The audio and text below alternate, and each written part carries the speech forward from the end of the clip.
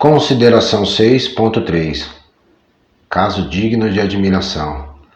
Deus não cessa de ameaçar o pecador com o castigo de uma morte infeliz.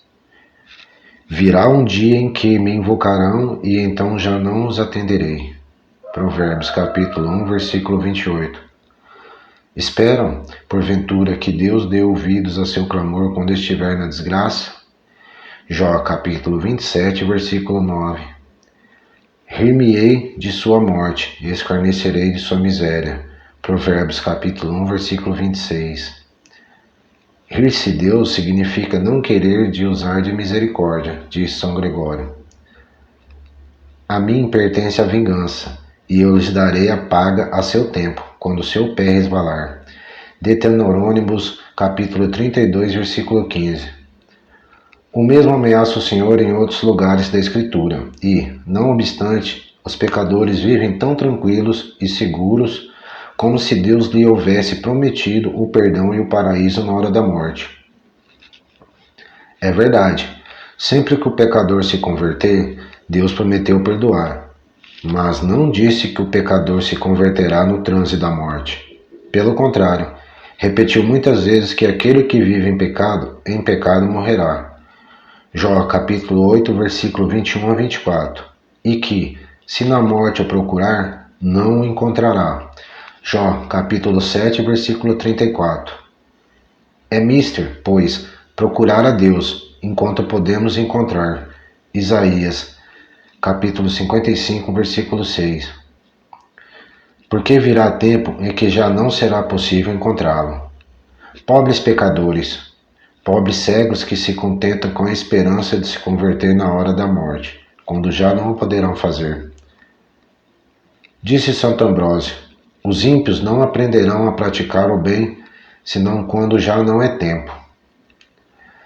Deus quer que todos os homens se salvem, mas castiga os pecadores obstinados.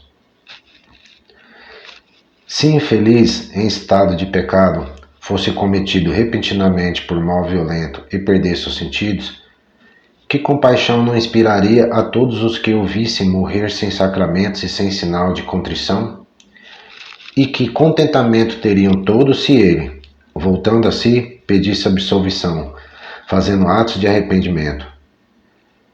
Mas não é um louco aquele que, tendo tido tempo de pôr em ordem sua consciência, permanecesse no pecado, ou voltasse a pecar, expondo-se assim ao perigo de ser surpreendido pela morte quando, talvez, não pudesse arrepender-se? Espantamo-nos ao ver morrer alguém de repente e, contudo, quantas pessoas se expõem voluntariamente ao perigo de morrer assim, estando em pecado? Peso e balança são os juízos do Senhor. Provérbios capítulo 16, versículo 11. Não fazemos caso das graças que o Senhor nos dá, mas Ele as conta e mede, e quando as vê desprezada até o limite que fixa sua justiça, abandona o pecador no pecado e o deixa morrer neste estado. Desgraçado daquele que difere a conversão até o último dia. Como diz Santo Agostinho, penitentia quae ab in forma petitur infirma est. E São Jerônimo dizia que 100.000 pecadores que teimam viver no pecado até a morte, apenas um só se salvará no momento supremo. São Vicente Ferrer afirma que a salvação de um desses pecadores seria um milagre maior que a ressurreição de um morto. Que arrependimento se pode esperar na hora derradeira de quem viveu, amando o pecado até aquele instante? Conta Belarmino que, assistindo a um moribundo e tendo-o exortado a fazer o ato de contrição, lhe respondeu o enfermo que não sabia o que era contrição. Tratou Belarmino de lhe explicar, mas disse-lhe o doente: Padre, não compreendo, nem estou agora capaz de entender essas coisas. E nesse estado faleceu, dando visíveis sinais de sua condenação, segundo o testemunho escrito de Belarmino. É para o pecador justo castigo, disse Santo Agostinho, o esquecer-se de si próprio na morte depois de ter esquecido a Deus durante a vida. O apóstolo dá-nos este aviso: não vos enganeis, De Deus não se pode zombar. Aquilo que o homem semeia, isso também colherá. Aquele que semeia em sua carne, da carne colherá corrupção. Gálatas capítulo 6, versículo 7. Seria zombar de Deus ou viver no desprezo de suas leis e alcançar depois eterna recompensa e glória. Mas Deus não pode ser burlado. O que nesta vida se semeia, recolhe-se na outra. Aquele que semeia proibidos prazeres carnais, não recolhe, por conseguinte, senão corrupção, miséria e morte eterna. Cristão, aquilo que se diz relativamente aos outros, aplica-se também a ti. Se te visses no transe da morte, abandonado dos médicos, privado do uso dos sentidos e já agonizando, quanto não rogarias a Deus que te concedesse ainda um mês, uma semana de vida, para regular as contas de tua consciência? Deus te dá agora esse tempo preciso.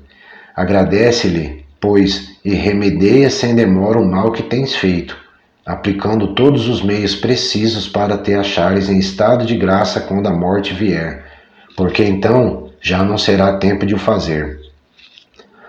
Afetos e súplicas. Ah, meu Deus! Quem, como vós, teria tido tanta paciência para comigo? Se não fosse infinita a vossa bondade, não ousaria esperar perdão. Mas o meu Deus morreu para me perdoar e para me salvar. Ordena-me, pois, que tenha esperança. Nele esperarei.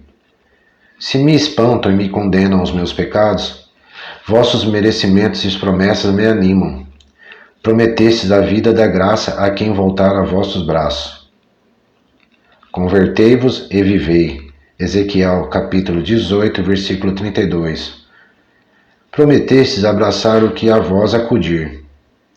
Convertei-vos a mim e eu me voltarei para vós. Zacarias capítulo 1, versículo 3.